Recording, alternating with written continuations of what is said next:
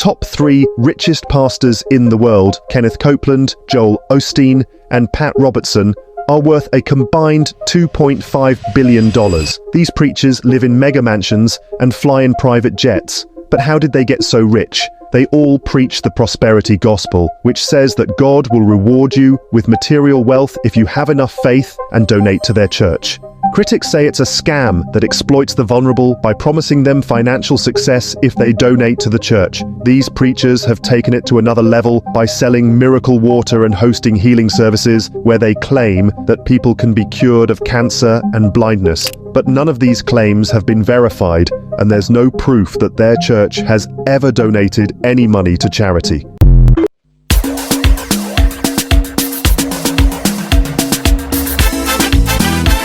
Shovel up, l'argent, pam pam, chebelek, shovel up, Luxu, money, pam pam. Lord, I feel so ashamed of some people calling on your name, dressed up so piously in jacket and tie, when they know damn well they live in a lie. They think they can use your name to achieve all kinds of fortune and fame, while they wallow out there in sin and shame. They misleading the people again and again. Congregation, sing it, amen, amen. So when you trust them with your heart and soul, they practicing mind control, oh yes. They talking in tongues. When they see the offering plate, how they shouting, God is great, oh yes. They talking in tongues. Such materialism and dishonesty, ashum, ashum, ashum bambe, none for the church, all for me, oh yeah. They talking in tongues, yeah. Good morning, ladies and gentlemen. Good morning, ladies and gentlemen. They say when it's nice, you just allow it to flow. Say pleasant good morning wherever you are at this time. We're taking in a calypso that was released in the year 2012 by the man Lugas, written by Ian Jackson. A thing called Strange Language.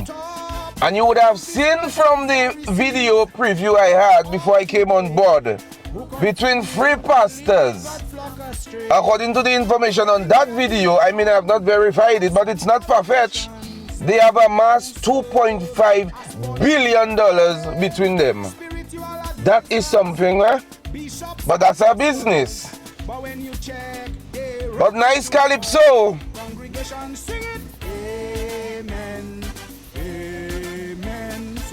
But guys, the question I have this morning is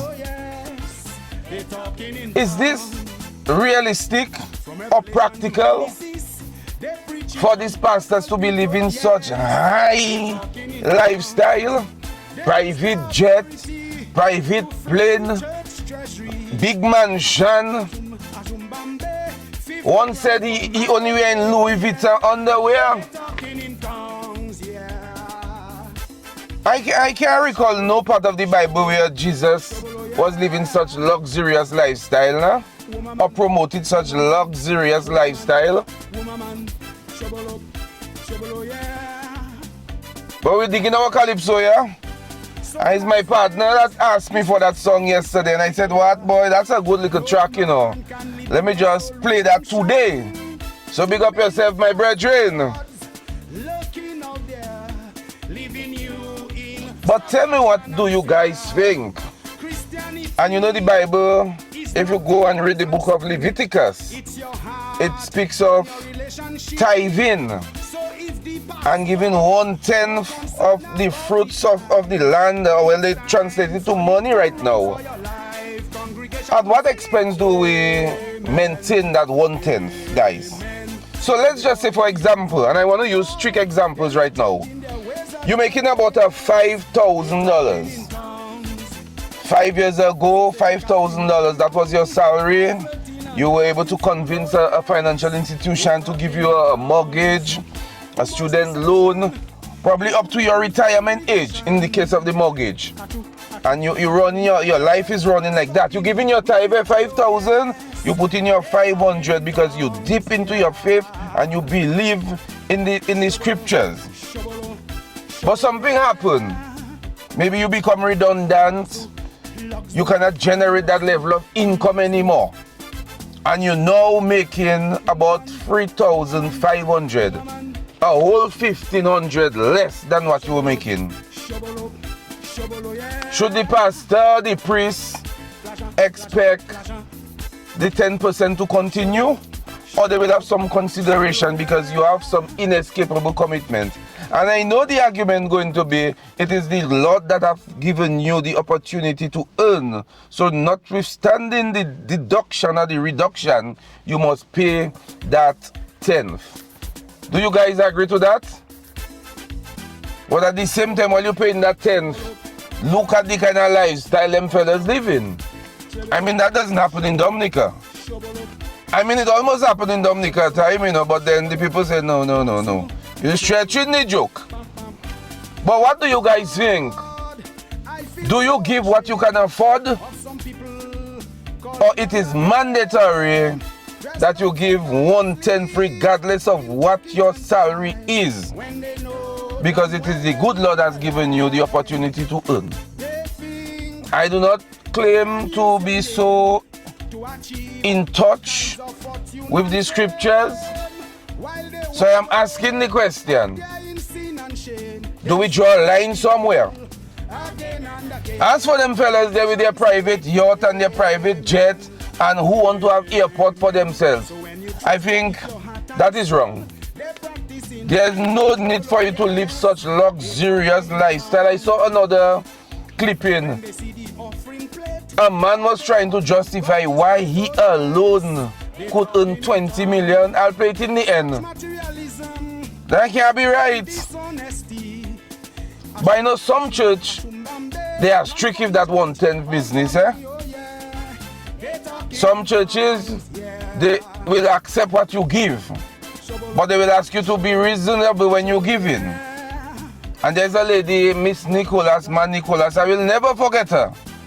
When I was baptizing one of my children during the, what they call the classes before the event, she said that just ensure that the amount you are putting in the envelope is beyond purple. Beyond purple. So you know what beyond purple means? That time it is at $20 that was purple. So it is beyond purple. You're talking about brown for 50 and gray for 100. Beyond purple. But I know the church would have accepted what we gave. You understand? So when you can give what you can give. Because I mean the priests and the pastors, they go out there, they pray for the sick, they pray for the elderly. You know, they do what is right. But those that live in that kind of lifestyle there, yeah, let's take in Lucas there. I finished talk. All you tell me what all you think in the comment section. Though we're not talking about arrest this morning at all. We're talking about tithing and is it mandatory? Somebody else will talk about arrest. It's not every ship I jump in on.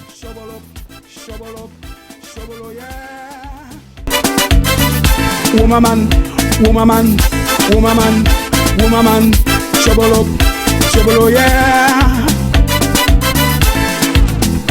So my friends, this message is very clear. No man can lead to your soul redemption. Too many pastor rods lurking out there, leaving you in subjection and fear. Christianity is not demons and spirit, it's your heart and your relationship. So if the pastor more concerned about the tithe, then it's time for you to run for your life. Congregation, sing it. Amen, amen. So when they calling people for altar call, they're not changing their ways at all, oh yes. They talking in tongues. So say they casting out demons while flirting and having fun, oh yes. Have a blessed day, ladies and gentlemen. They're talking in tongues. Into many congregations. Some of them saying some kind of language, you myself. Have a good one, guys.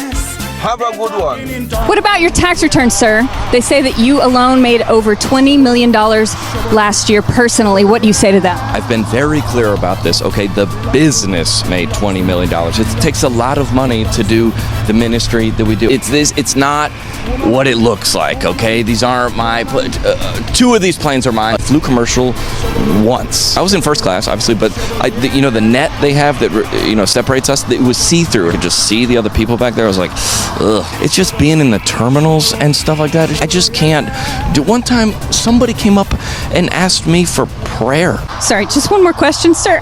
Is this plane for your personal use? Listen, I've been over this, okay? The custom mountain chalet we have in the Rockies is only accessible through the air. If there was roads up there, we would take a car, but there's not. What would you say to congregants who have donated money to you who are not rich? Okay, for the last time, James 1:2, okay? Consider it pure joy when you face trials of many kinds. I'm with you, you guys. I deal with the same struggles. This plane, these seats, they don't even fully recline. Like,